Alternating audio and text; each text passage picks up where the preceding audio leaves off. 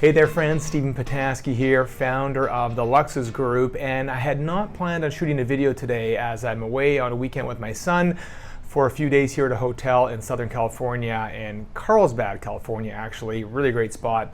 And however, I felt compelled to shoot a video here today because we're staying at a hotel. And if you know me and you know our business, we've built our company around effectively vacation homes around the world. So generally speaking, we get a chance to stay at vacation homes and have that experience. But we're at a hotel today. What I thought today would be a good opportunity is to share what I look at through the pros and cons of staying at a hotel versus staying at an STR or a short-term rental or personal vacation home. And this is not a way to hate on hotels or hate on STRs or short-term rental homes. This is really more an idea to illustrate the differences. Most people don't really know how far rental homes have come in terms of their quality and consistency, so they stick with what's familiar, which is hotels, because you know what you're going to get. Let's start with the pros of a hotel.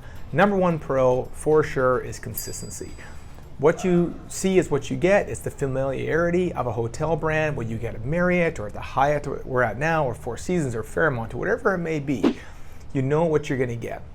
I love the things of showing up at a hotel to know that it's all taken care of. I know that there's a little coffee machine with some coffee pucks set up. I know there's a little amenity kit in the bathroom that has Q-tips and cotton swabs and some things like that. I like it because you don't even have to think, you just show up and it is all there. That is by far the best thing, knowing that you're guaranteed a very specific outcome when you come to a hotel, in particular a branded hotel. We're talking mid to higher end. Ultimately, you know what you're going to get because it's familiar, which makes it comforting and takes kind of the guesswork out of it. Of course, hotels, especially large ones, are also great for amenities. So pool out back here, there is restaurants, there's a spa. If you feel like being pampered with not having to think about things again, a hotel's a great setup. You just show up, you talk to the concierge, and you get a chance to kind of pick your passion for the day. Are we going to sit by the pool? Are we going to go for a hike in the nearby area? Are we going to use the restaurant? It just makes it really, really easy. So obviously another thing that draws people to these types of hotels is the resort amenities that come along with it. Of course, dining is great at hotels. Really good hotels have 5-star dining, they got 3-meal dining, they have all sorts of different setups to make sure whether you're with your family and the kids looking for something simple or an intimate date night with your spouse, they really have you all covered on that front. So whether someone wants to put their robe on and walk to the spa is so easy, or you just want to get dressed up and go to one of the many restaurants, again, familiar, easy, comforting, makes the whole idea of a hotel really quite romantic and easy to book. So that, I would say, would be the primary pros. And there is one more from a corporate retreat or business perspective. When you're booking large single-family homes, sometimes you don't necessarily know how the bedroom configuration is set up. Are you sharing a bathroom with someone? So if you're booking a larger corporate retreat, hotels really take care of everything for you. When I say large, I'm talking 5 to 10 people or larger, because hotels will get your own room. You have conference rooms you can book and utilize. It does really make it quite easy. A home can be great for smaller groups, assuming you know that you have the consistency set up around the bedrooms. No one likes when you're sharing with a friend or a corporate retreat, someone gets a really small, crappy bedroom in the back and someone gets the big opulent bedroom with the amazing views. That's the reason why people gravitate towards hotels through business travel, to make sure they have that consistency. Now we'll come back to it in the pros on short-term rentals, how much that's improving and will continue to improve over time. But overall, a big reason why, again, corporate retreats will fall to a hotel is based on that familiarity and ensuring everyone's getting the same experience overall. Okay, lots of pros. Why do we not stay at a hotel? Well, I'll flip to some of the cons. Again, you know what the cons are, but for the sake of being Captain Obvious here, I'll run through some of the basics. First off, small. Obviously, you can rent much larger rooms here, but they get unbelievably expensive. So those are two of the cons. Relatively small and can be quite expensive. Some of these places $1,000, $2,000, $3,000 a night just to get a really nice bedroom or a bedroom with a suite, which is another con, not great for families. Now I say that through the lens that when you look at resort amenities behind me and kids playing on the grass and pools, it's incredible for families. When you come to the rooms specifically, hotel rooms are not great for families. As you can see, I'm set up on this very small, probably 8 by 10 patio. It's not a great place for you to sit and hang with your kids. Inside, we have 2 queen beds. Again, tricky when you have kids in the bedroom, or you can book an adjoining room, which is becoming more and more popular with new hotels, kind of family suites, but again, double the cost. It gets really quite expensive. Brings me to another con, eating out 3 meals a day. Again, some people like that. You may be the type of person that says, I cook enough at home, I don't want to cook anymore, I just want to be spoiled all day and I don't mind that. Perfect. You've got restaurants for breakfast, lunch, dinner, cocktail bars, the whole works. Personally, for me, I find eating out 3 meals a day very taxing on my body. It's not what I'm used to. I really like to cook. I like to kind of have a kitchen so I can kind of go with my own flow based on my own program. And that's one of the pros that will come for rental homes. When it comes to a con, not everyone likes eating out 3 meals a day, and rolls again to the previous con of being expensive. My family of 4 eating out 3 meals a day with teenagers and how much they eat and consume, it can get really expensive really quickly. So kind of one of the downers that connects with staying in a hotel. Another one is noise. I was reminded last night, twice actually. Once at 1 in the morning, people are coming back from, I think, a wedding, so that's awesome. But they're not really soundproof in here. So it woke my son and I up as people were loud coming down the hallway. And then this morning at 6:30 or 7 in the morning, there was kids running up and down the hall playing like hockey or something like that. And that woke us up as well. So the noise thing isn't great. There's obviously ways to remedy that. Bring earplugs, bring eye masks for when some of the lighting that comes in underneath the doors or through the patios. But earplugs in particular will help alleviate that. And I had to do that a couple of nights ago just to get a good night's sleep. But that is one of the bummers of the place as well when it comes to a hotel. And then lack of privacy. Obviously, you don't come to a hotel for privacy unless you're booking the presidential suite. You come here to be a part of the community within the restaurants, out in the common grounds. You don't come here to hang in the hotel room. Different than a short-term rental home, which we'll come back to. So that would illustrate some of the cons. Again, Captain Obvious, you know them, but I outline them well because I'm in it right now and realizing why I have a slight bias towards short-term rental homes.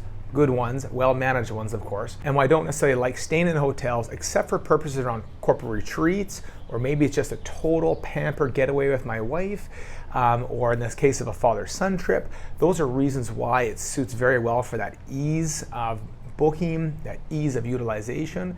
But from the general basis, and I look on my travel pie, the majority of that travel pie is going to be taken up by staying in private homes, which will shift in now to pros and cons of short-term rentals or vacation homes. Now, for the vacation homes, I've done so many videos on this in the past, so you can go back and see different videos, check out the channel, hopefully you'll find some episodes that suit. But overall, when I think about the most important pros when it comes down to booking a short-term rental home is size. Right now I'm sharing a room with my son, so we're in 2 beds. We're not used to that, obviously, at home. So I hear him, he's a wiggle worm, he's moving around all the time, so I hear that in the background, and maybe I snore, who knows. At the end of the day, it's not quite as easy and not as used to sleeping in the same bedroom with someone other than my wife, and that doesn't make for the best night's sleep overall. So I love size. I love having my own bedroom, my own space. So I'm basically replicating my residential experience I have with my personal home on vacation. That keeps sleep consistent. That keeps everyone happy and balanced. And when having a kitchen, we can also keep our meals on the same track. We don't totally still indulge. Sometimes we'll book a private chef to come in, and that's great. Like, a private chef can be less expensive, or often is less expensive than going out for a 5-star meal with your family. You can have your own wine and your own cocktails and then have an incredible meal at your own table in the vacation home you're renting at. So you can still indulge when you're in a vacation home or renting. People don't necessarily think that. You need the right concierge and the right access to these tools so you know what you're actually going to be booking, and you know what you're going to get, so you have that consistency and familiarity, but you can still add the luxury aspect. You can have size, you can have a chef part-time, you can have a kitchen, you can have all the things that are important to you. And brings me to the last, what I think is a really important pro of it, is privacy. Whether it's someone that you have notoriety and you're trying to escape and have a place where people can't see you, or you just simply don't want to be engaging with people that are outside of your family, your core unit, your friends, obviously booking a vacation home was the only way to do it. And the kind of the larger and bigger the vacation home, generally the more privacy you can get. Of course, many vacation homes are part of resorts, so you have the combination of your residential aspect with the condo you're in, and then you have resort amenities, but I'm talking the privacy that comes with booking single family homes. We have our own pool in the backyard, maybe a tennis court, maybe a putting green, and you get a chance to really just immerse yourself with the people you're traveling with. And for me, that's really special. As I get away from work and the craziness, well, you never really get away from work. As an entrepreneur, you're always working. But when you get away from that physical environment to being home onto a vacation, I love to spend it with the people I'm with and be present and be with them without the distractions. So I do find the privacy that comes with booking a vacation home helps with that aspect significantly. Now, lots of pros. I'm obviously a big fan, but there are cons. And the number one con is exactly the number one pro on the hotel side. Number one pro on the hotel side, remember, was consistency. Number one con on a vacation rental home is lack of consistency. Now, this has come a long way since I started in this business 15 years ago. Back then, it was just VRBO, basically. Now you've got Airbnb and HomeAway and all these other brands that have really elevated their games to ensure that the landlords or the homeowners that are renting through their various platforms are committing to a certain standard of experience. Now, it's nothing like owning your own vacation home. It's nothing like being in a 5-star hotel, but it's improved dramatically to the point where hosts are required for certain minimum standards. You can expect to have a coffee pot with coffee stocked at the majority of vacation rental homes you're at now. You can should expect high quality linens. You should expect certain bathroom amenities so you're not allocated like one roll of toilet paper for your stay and you have to buy your own shampoo. That's the old way. New way is there are certain standards that are expected, and if those landlords are not supplying that standard, either they'll be, they can be removed from the platform if they're really bad landlords, or people just won't rebook with them. So if you are a landlord, you want to try to make money and get repeat business, you need to set it up to the correct standard. And I actually just did a video on this, how to set up a short-term rental home. It'll pop up on the screen. Check it out. If you are a landlord and you're renting, trying to create revenue, go and watch that. Like, huge tactical toolkit on how to do it right. The problem is not many do it that great, and nor do they do it to a level above. The very best, though, I'd like to think, our company, we work really hard to do this well for our co-owners and the people in our group. And there are a few others out there that are getting better and better. They're trying to run a 5-star hotel experience within a private vacation home. Those are the winners in my mind. That is where you show up and you have not just what is expected in a hotel, such as high quality linens, high quality electronics, fully amenitized, but you also have things like bikes in the garage and golf clubs. And you have access to a full-time concierge. All these things plus that you expect at a hotel, you're now getting in your own vacation residence. So that, in my mind, is the future. I do believe, and we are committing ourselves towards a certain plan as well. There'll be more to follow on that down the road. How can you create the ultimate hotel experience combination with a private residential experience? Again, it's not for everyone, but I do believe, especially due to the pandemic, people have accelerated their desire for privacy and exclusivity. And I really do believe there's a huge future in that, where you're going to find more consistency and a better residential experience, vacation residential experience, which is going to feel like staying at a hotel.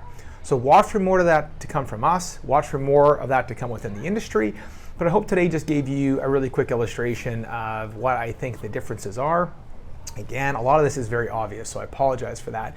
But some people have been traveling a very certain way via hotels for so long, they don't know what's on the other side yet. And on the flip side, if you've been traveling only with rental homes or maybe your own personal vacation home, it's a reminder of the great things that hotels offer.